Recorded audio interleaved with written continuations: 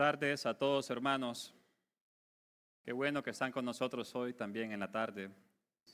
Qué bueno también si estuvieron en la mañana y que este domingo el Señor les ha dado suficiente gracia para querer pasar el mayor tiempo posible con sus hermanos, adorando al único Dios verdadero.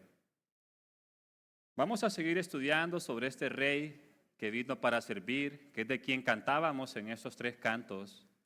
Y hoy vamos a aprender que el rey también tiene autoridad para perdonar pecados.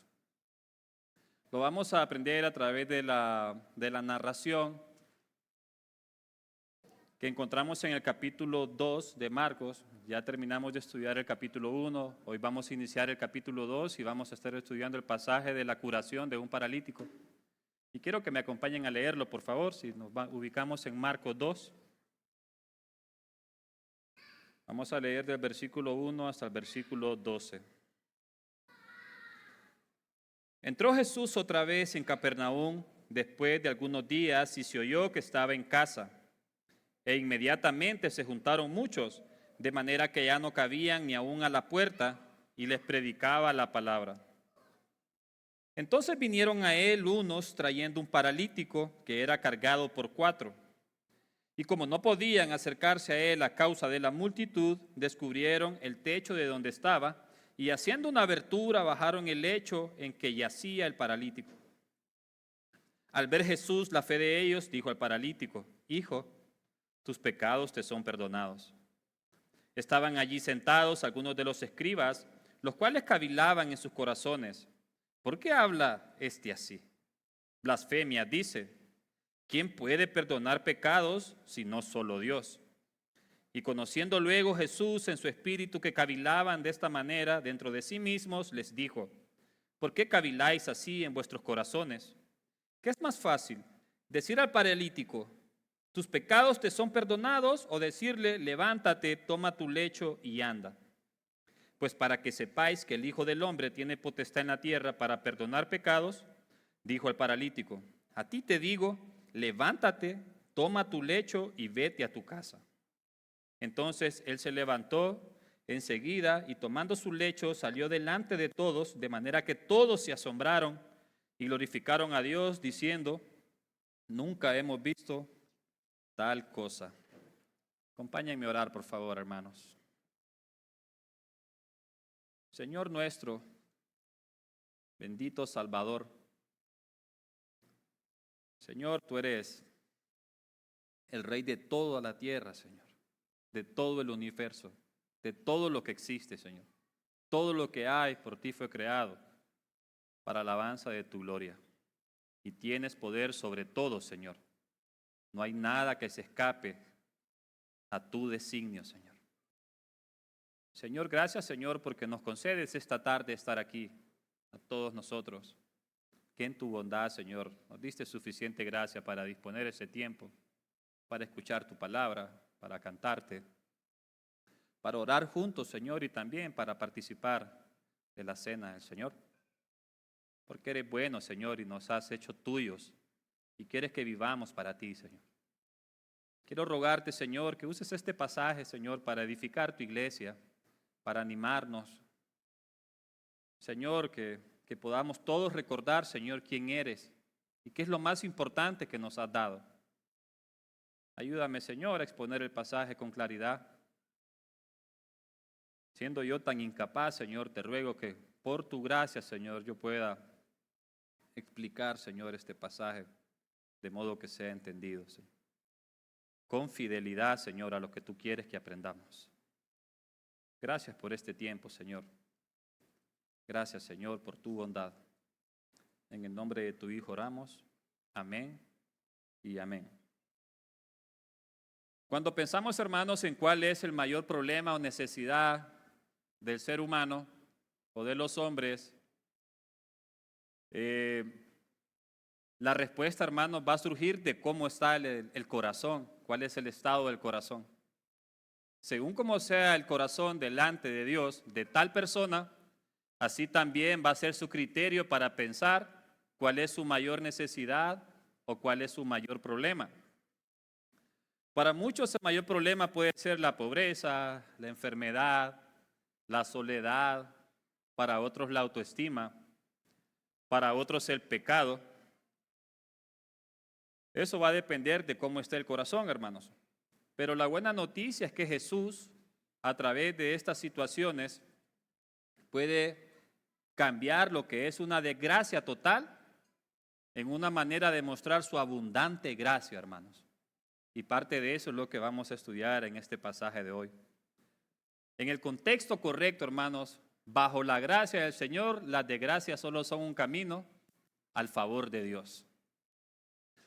Seguimos estudiando sobre la vida de Cristo en Marcos. Así como Jesús, en lo que ya hemos estudiado, ha ofendido de alguna manera el criterio de los líderes religiosos de la época, por ejemplo, tocando a un leproso o haciendo declaraciones de autoridad que ningún otro rabino se hubiese atrevido a hacer, o ministrando a un endemoniado en una casa de estudio y de oración. Todas estas cosas solo han servido para llamar la atención, por decirlo así, de la crema innata de la religión en el judaísmo, es decir, los escribas y fariseos. Entonces, en la historia de hoy también Jesús va a volver a desafiar el entendimiento y la labor de estos líderes religiosos. También las personas que están presentes van a ser desafiados a creer o no creer en lo que están viendo y en lo que están oyendo. El Señor también concede esta oportunidad en lo que está pasando en esta historia. Si pensamos, hermanos, en un paralítico, en el contexto actual, es mucho más llevadero. La medicina ofrece muchas ventajas o al menos tratamientos que facilitan o disminuyen la congoja o la aflicción de alguien que padece dicha enfermedad. En el tiempo de Jesús, hermanos, no era así. Un paralítico estaba destinado a la soledad, porque la mayoría de personas, incluso su familia, pensaban que su condición era tal por culpa de su maldad, por culpa de su pecado. Esta persona tampoco tenía acceso a analgésicos, por ejemplo. No tenía acceso a una silla de ruedas, ni a ningún tratamiento, hermanos. Nada que pudiera aliviarlo. Dependía completamente de lo que otros hicieran por él, hasta para llevar a cabo sus necesidades fisiológicas. Era prácticamente hecho a un lado en medio de una sociedad. No tenía nada que lo pudiera hacer feliz, pensando en lo que para las personas puede ser la felicidad, dependiendo de dónde esté el corazón. Este hombre, en su situación, o cualquier otro, podría sentirse el más infeliz, desgraciado o ingrato, sumergido en esta soledad, en este dolor. Entonces, viendo el contexto de este hombre, ¿qué sería lo más sensato que alguien podría pensar inmediatamente si decimos, ¿qué es lo mejor que puede pasarle a este hombre en esa condición? Quizás, ¿verdad? Para muchos puede, en el caso de nosotros, que entendemos ya muchas cosas a través del regalo que el Señor nos ha dado en la palabra, podemos pensar Cristo. Pero en aquel tiempo, hermanos, para cualquiera lo mejor que le podía pasar a este hombre era que fuese sano de tal enfermedad. Pero el Señor va a hacer algo diferente. El Señor está usando toda esta situación para mostrar una abundante gracia a este hombre que ni siquiera él mismo esperaba. Hoy aprenderemos sobre este pasaje, hermanos, que nuestro Señor trata con la vida de este paralítico. Y pensando en nuestro tema, el Rey tiene autoridad para perdonar pecados, vamos a desarrollar 3 encabezados. Primero vamos a pensar en Jesús con el paralítico. Luego vamos a pensar en Jesús y los fariseos y doctores de la ley. Y por último, vamos a ver cómo Jesús prueba que es Dios. Vamos a pensar en los primeros versículos, versículos 1 y 2. Entró Jesús otra vez en Capernaum después de algunos días y se oyó que estaba en casa. Mateo dice en su ciudad. Posiblemente, hermanos, Capernaum era el lugar donde Jesús frecuentaba más, hablando de un lugar donde estar. aunque él ya había dicho anteriormente de que él no tenía lugar donde recostar su cabeza. Recordemos que el ministerio de Jesús era el de un predicador itinerante, es decir, él andaba de ciudad en ciudad haciendo su labor. Pero de una u otra manera ya se había oído de que él estaba de nuevo en Capernaum. Y dice el versículo 12, inmediatamente se juntaron muchos, de manera que ya no cabían ni aún a la puerta, y les predicaba la palabra. Seguimos viendo, hermanos, que la principal labor de nuestro Señor es la predicación. La única manera en que las personas podían salir de esa oscuridad en la que estaban no era primeramente siendo sanos. Lo único que podía sacar a las personas de las tinieblas era el evangelio. Y Jesús lo sabía. En una casa judía, hermanos, por decirlo así, en una de las más amplias podían caber aproximadamente de 50 a 70 personas paradas, bien amontonadas, aunque siempre había espacio para que estuvieran algunos sentados. En este caso, los que tenían alguna importancia ante el ojo del hombre superior a los demás.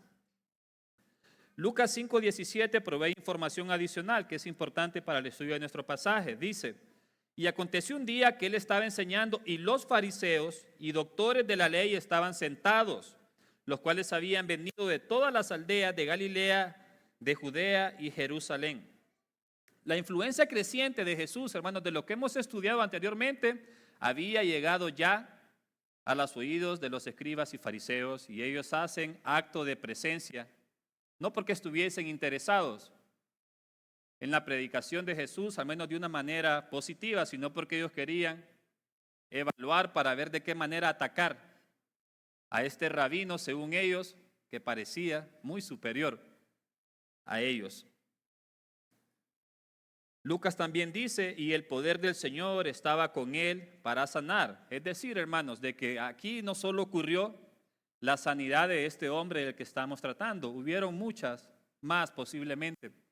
Pero el enfoque está en esta, porque aquí es donde ocurre un milagro mayor, que es la salvación.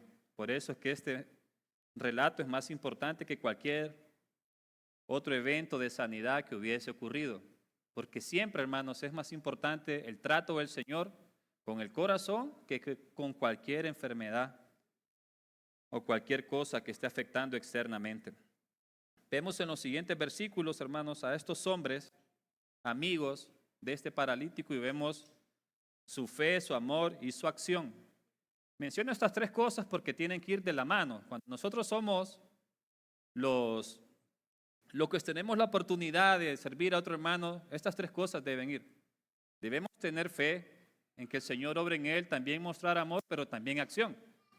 A veces es fácil, ¿verdad?, solo mostrar piedad, pero llegar a la acción, ahí necesitamos, hermanos, la gracia del Señor. Dice el versículo 3 y 4. Entonces vinieron a él unos trayendo un paralítico que era cargado por 4. Mateo 9:2 nos dice de que lo traían en una cama. Era como una camilla de esa que se cargaba uno en cada esquina para poder sostenerlo. Marcos registra que eran 4. El versículo 4 dice, y como no podían acercarse a él a causa de la multitud, descubrieron el techo de donde estaba y haciendo una abertura bajaron el lecho en que yacía el paralítico. Estos hombres tienen como principal objetivo poner a su amigo delante de Cristo, hermanos. Quizás para ellos fue sorprendente cuando llegaron y vieron de que la gente estaba hasta fuera de la casa, que no había lugar cómo ellos pudieran llevar a este hombre ante Jesús.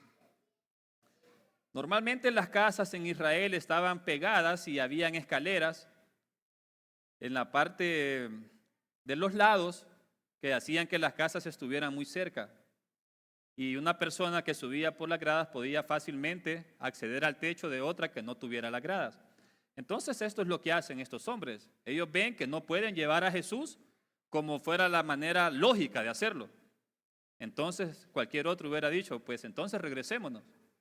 O sentémonos en algún lado a esperar otro día o cualquier cosa, pero estos hombres no.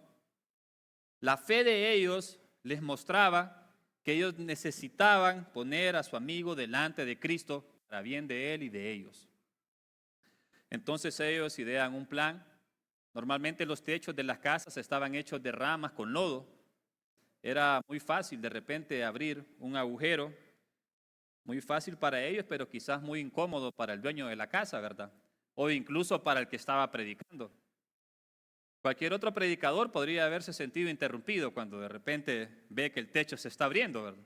Pero nuestro Señor sabía que todo lo que está ocurriendo está hilvanado por su soberana gracia. Y yo quiero que pensemos, hermano, en algo que nos puede confrontar. Así son nuestros amigos como estos cuatro.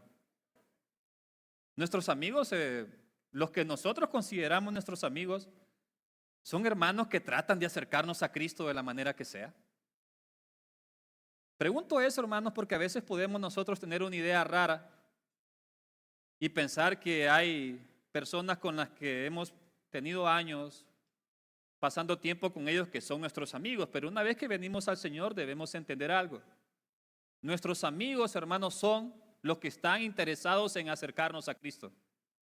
Si una persona te quiere acercar al pecado, ese no es tu amigo, ¿no? Ese es un enviado de Satanás para hacerte tropiezo. Ahora pongámoslo en el otro lado. ¿Somos amigos como estos cuatro nosotros? ¿Estamos esforzándonos por las personas que conocemos y amamos para que estén cerca de Cristo? ¿Por los que aún no lo conocen para que reciban el regalo de la salvación? Estos hombres nos dan un ejemplo de qué es una amistad genuina, una amistad que en realidad piensa en el bien de su amigo. Miremos el versículo 5.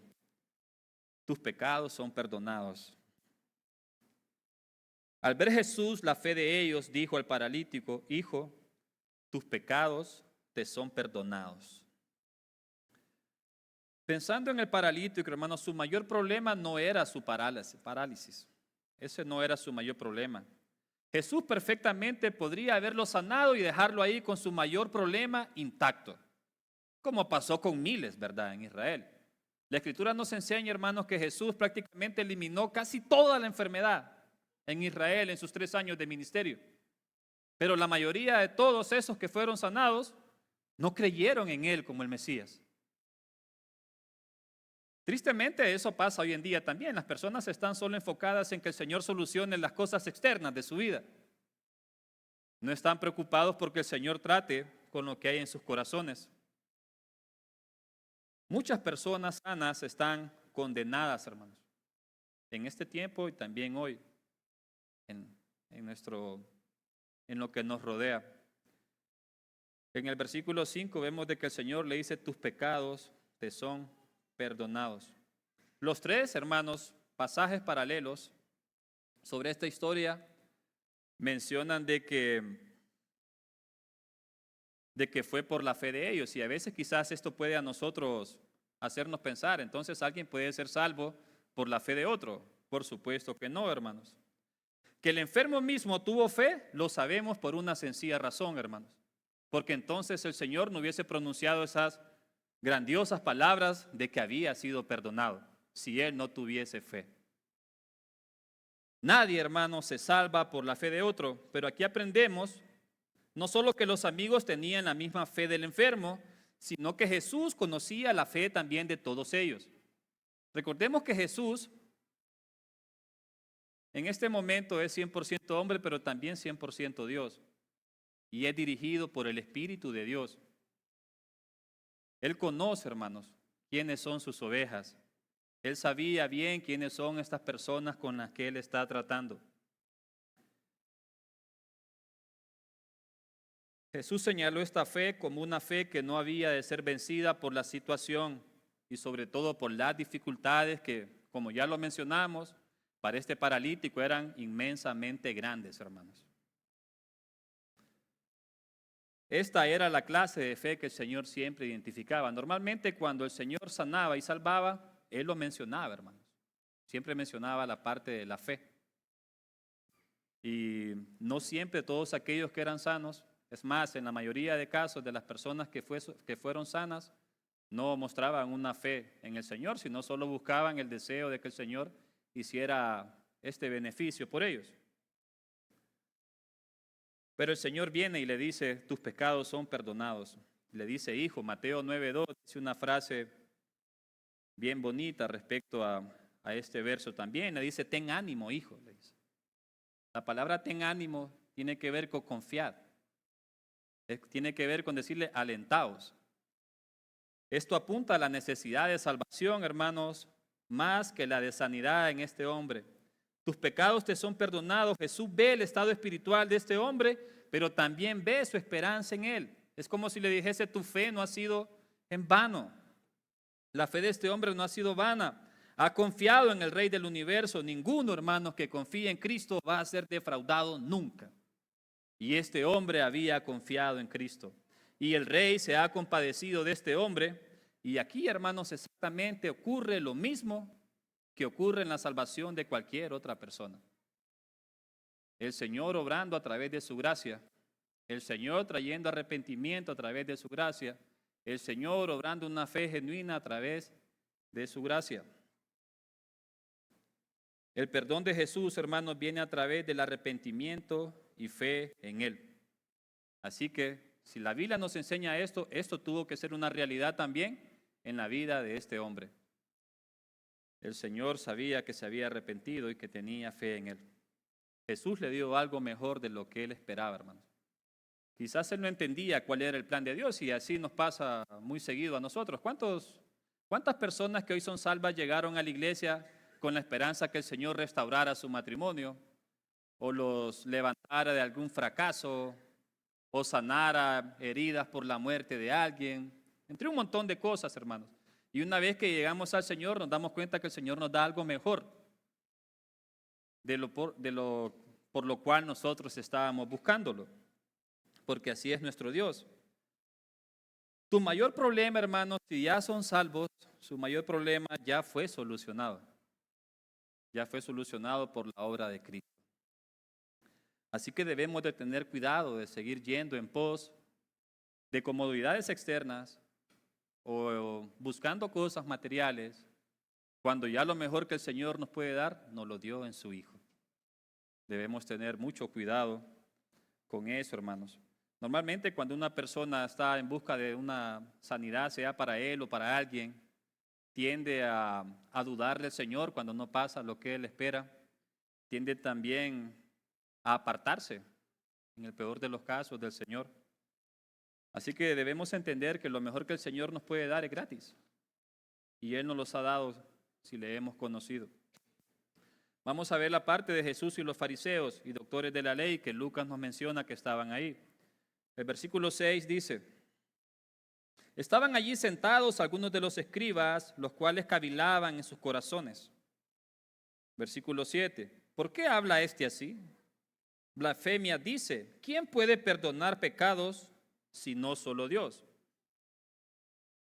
Aquellos líderes judíos quienes habían venido con el hecho de evaluar la enseñanza de Jesús, están a punto de demostrar cuál es la verdadera realidad por la cual están ahí ante la declaración del Señor. Decían, ¿por qué este habla así? Blasfemias.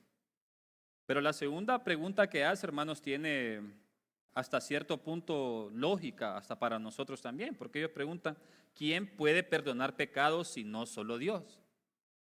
Y eso es una realidad, hermanos, solo Dios puede perdonar pecados.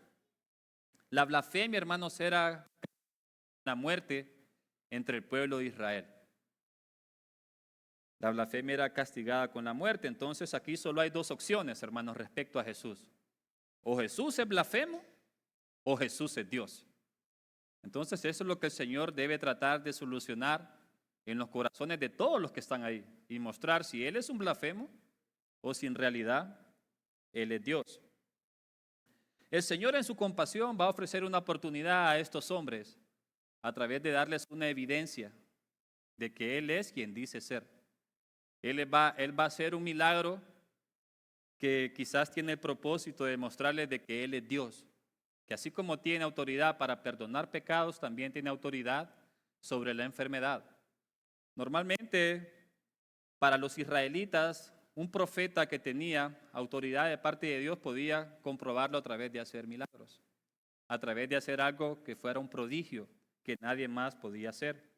Y el Señor va a darles este beneficio a estos hombres que puedan ver que Él tiene poder para esto.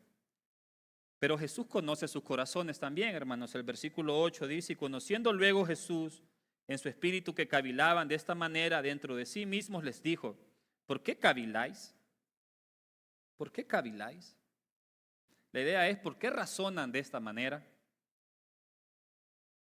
Mateo dice, ¿por qué pensáis mal en vuestros corazones? Hermanos, Jesús es el Rey soberano de toda la creación. El Señor conoce dónde hay fe verdadera y también dónde hay incredulidad. Así como el Señor sabía que en el paralítico había fe verdadera, también sabe que en estos hombres hay incredulidad y también sabe lo mismo de todos nosotros. El Señor sabe cuál es la realidad, hermanos, de nuestra vida interior. Lo que nadie más conoce, hermanos, está a la luz del Creador.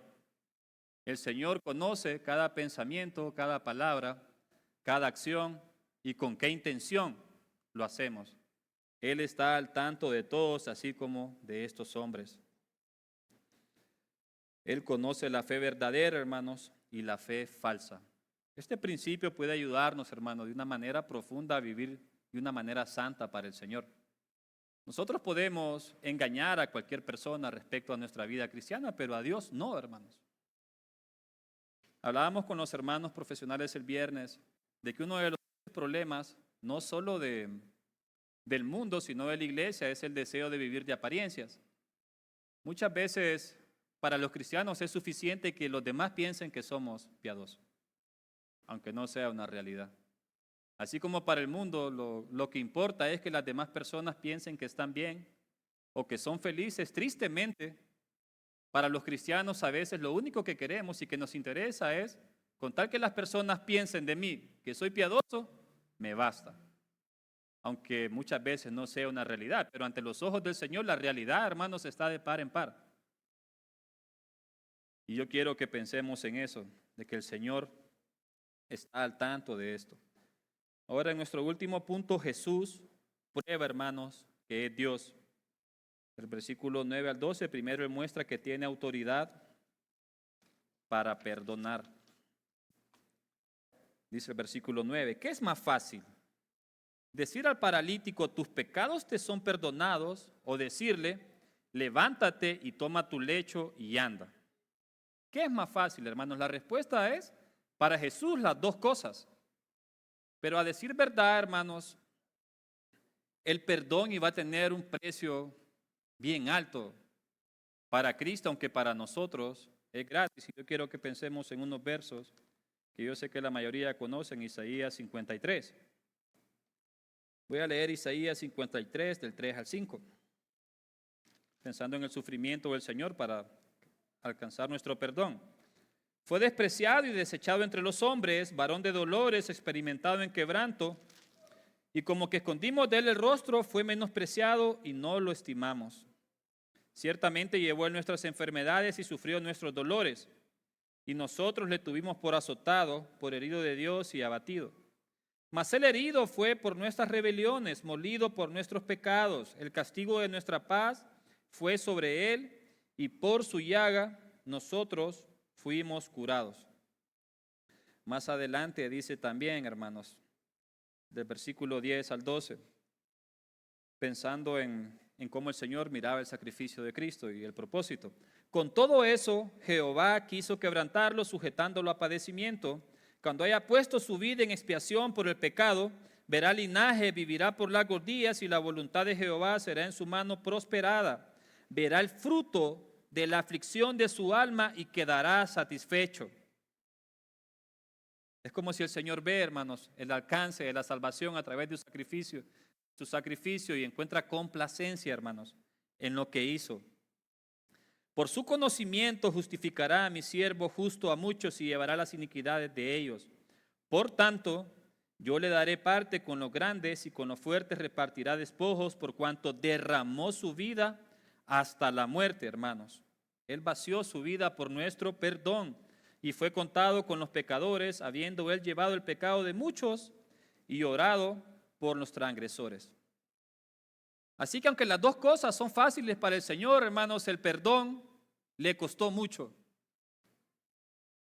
a nuestro Señor, así que no podemos tenerlo en poco. Por eso es que el Señor nos dice en su palabra en Samuel que tengamos cuidado de tener al Señor en poco, porque entonces Él nos tendrá en poco a nosotros también. Dice Sujel Michelén, el perdón del paralítico, como todos los demás atrás de él, era al crédito, sería cancelado con el sacrificio de Jesús. Es decir, ellos miraban hacia adelante, hermanos. Este hombre aquí, de boca del Señor, recibe que sus pecados fueron perdonados, pero ahorita está como al crédito. Una vez que el Señor muriese en la cruz y fuese resucitado por nuestro Dios, sería hecho efectivo el pago, como de él, como de todos los que estuvieron antes que él también en el Antiguo Testamento. Dice el versículo 10, volviendo a Marcos.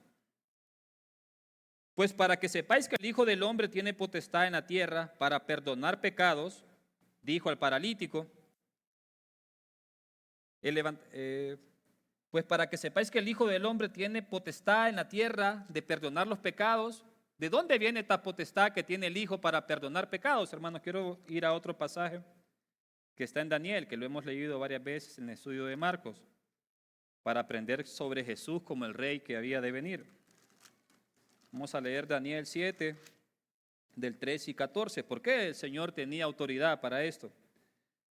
Dice Daniel, miraba yo en la visión de la noche, y he aquí con las nubes del cielo venía uno como un hijo de hombre, que vino hasta el anciano de días y le hicieron acercarse delante de él, y le fue dado dominio, gloria y reino, para que todos los pueblos, naciones y lenguas le sirvieran. Su dominio es dominio eterno, que nunca pasará, y su reino, uno, que no será destruido, hermanos. ¿Por qué tenía autoridad el Señor para sanar a este hombre? Porque Él es el Rey del universo y tiene dominio sobre todo. Él es el Rey del universo, Él es el creador de todo, Él tiene dominio eterno sobre todo, Él es el dador de vida también, pero también tiene autoridad, hermanos, para sanar.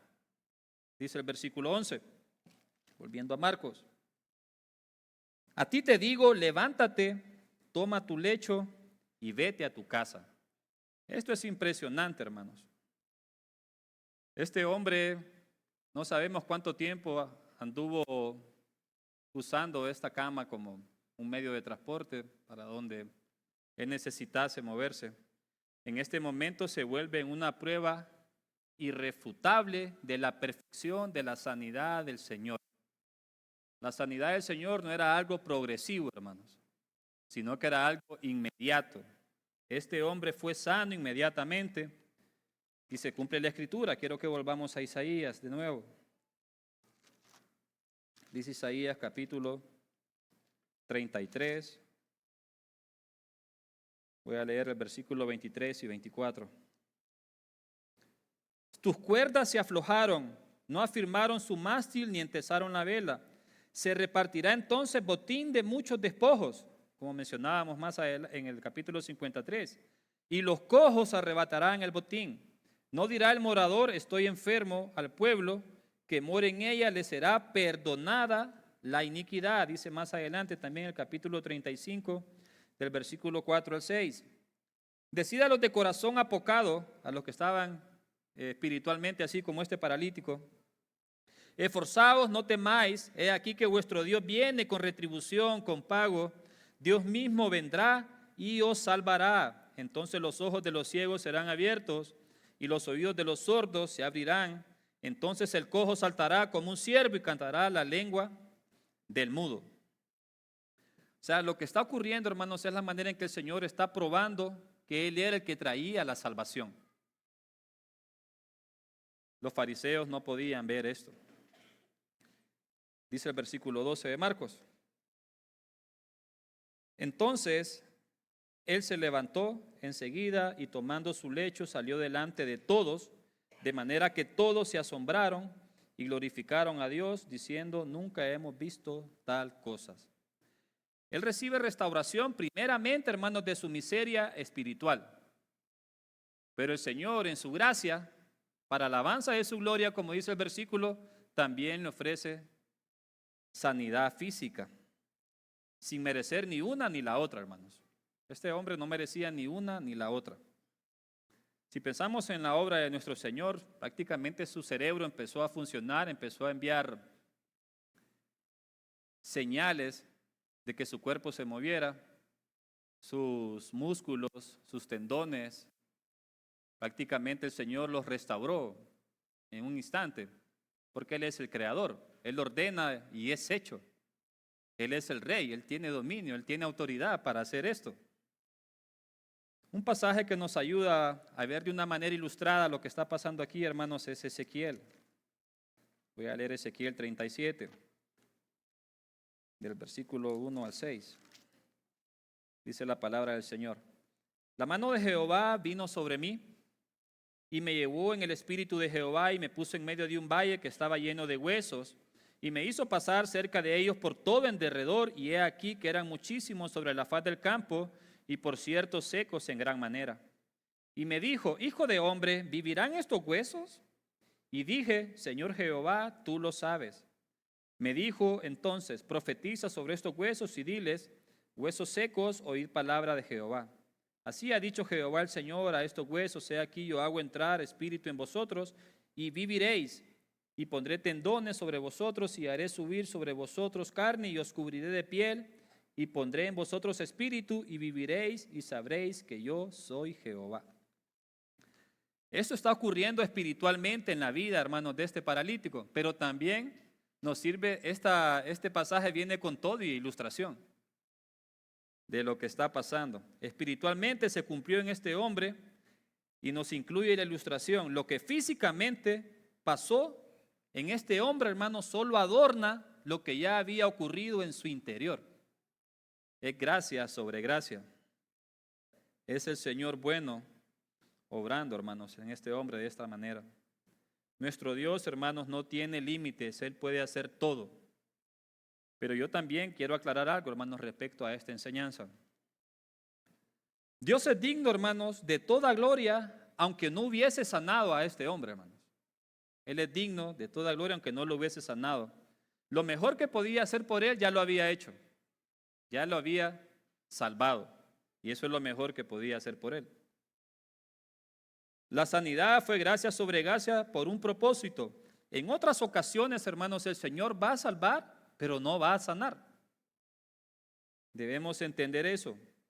Esto es cosa de Dios, no de hombres, pero Él sigue siendo digno, hermanos, aunque nunca te sane. Aunque nunca sane a las personas que amas. Él sigue siendo digno. Él sigue siendo digno de nuestra adoración y gloria porque Él es Dios, hermanos. Aunque muramos con alguna aflicción, o viendo en aflicción a otros, o esperando un milagro, el Dios eterno sigue siendo digno de nuestra adoración, aunque no sane. Dice que salió delante de todos, de manera que todos se asombraron. Y yo quiero, hermanos, que imaginen esa escena, ¿verdad? Lo que está pasando ahí. Unos instantes atrás, este hombre quizás era el más miserable espiritualmente hablando de todos los que estaban ahí. El más cansado, el más agotado, el más afligido de todos los que estaban ahí. Pero estaba en el plan redentor del Señor y eso es lo más glorioso que le podía pasar. De repente este hombre está saliendo caminando feliz, bienaventurado, como dice el Salmos 32, bienaventurado es el que es perdonado, el que no le es tomado en cuenta su pecado. Este hombre está saliendo feliz, con su cama en la mano, hermanos, comenzando la peregrinación a la cual el Señor lo ha llamado, a la salvación a la cual el Señor lo llamó, nuestro bendito Dios. Y glorificaron a Dios diciendo, nunca hemos visto tal cosa, hermano. Yo imagino a este hombre abriéndose paso en medio de aquella multitud. Aquel hombre que no podía ni moverse está saliendo de pie, diciéndole a la gente, déjenme salir. Que hoy el Señor me ha salvado y en su gracia también me ha sanado. Quizás muchos pensaban en aquel momento de que este que pudo obrar un milagro tan glorioso, tan palpable a los ojos de todos, también podría tener autoridad para perdonar pecados. Lucas 5:26 dice, hemos visto maravillas hoy, refiriéndose tanto al milagro obrado como al perdón de pecados pronunciado por labios del Rey Salvador. Mateo 9:8 dice, y la gente viéndolo se maravillaron y glorificaron a Dios que había dado tal potestad a los hombres. Quizás las personas no estaban maravillados del poder perdonador del Señor, sino de que un hombre aparentemente como uno de ellos pudiera poseer tal autoridad. Y aunque era 100% hombre, delante de ellos tenían al Dios eterno, tenían al Mesías que tanto habían esperado. Pero su incredulidad los mantenía ciegos. Pero Dios le concedió al paralítico ese día pasar a formar parte de su pueblo santo, hermanos. El Señor obró de una manera poderosa en este hombre. El Señor obró de una manera soberana también en este hombre, en lo que respecta a la salvación. El Señor por bondad sanó a muchos, hermanos, pero en la mayoría se quedó hasta ahí. Pero cuando el Señor salva y sana, eso es gracia sobre gracia, hermanos. Quiero terminar con unas conclusiones. La solución a nuestro mayor problema, que es el pecado que nos condenó, era inalcanzable por nuestros propios medios, hermanos. Cristo con su llaga nos sanó eternamente. Si has recibido este regalo del perdón de tus pecados, vive para Cristo con todo lo que eres. Si aún no lo tienes, corre a Él, que Él no rechaza a quien va con un corazón humilde. Y recuerden lo que estudiamos, el Señor conoce con la fe o con la intención que nos acercamos a Él. 2. Las enfermedades nos recuerdan que vivimos en un mundo caído. Pueden ser una carga difícil, hermanos, mucho tiempo. Pero Dios se glorifica, hermanos, con la enfermedad al menos de 3 maneras. Guardándonos de la enfermedad, sanándonos de la enfermedad o sosteniéndonos en la enfermedad. De cualquiera de las 3 maneras, el Señor sigue siendo glorificado, hermanos. Y nosotros debemos estar sumisos ante lo que Él determine. Y por último, Jesús es Dios, Él creó todo, sostiene todo, tiene autoridad sobre todo. Así que si ustedes han confiado en Él, hermanos, pueden estar tranquilos. Están seguros porque Él es el Rey, porque Él es el que gobierna por la eternidad. Nada ni nadie, hermanos, puede apartarlos de ese amor que ya recibieron. Vamos a terminar orando. Señor, gracias por este tiempo. Gracias, Señor, porque podemos ver en tu palabra, Señor, tu grandeza, tu bondad. Gracias por el ejemplo, Señor, de este hombre que recibió gracia sobre gracia. Ayúdanos a estar confiados en ti, Señor, al ver tu poder, tu autoridad. Te lo rogamos en el nombre de Jesús. Amén.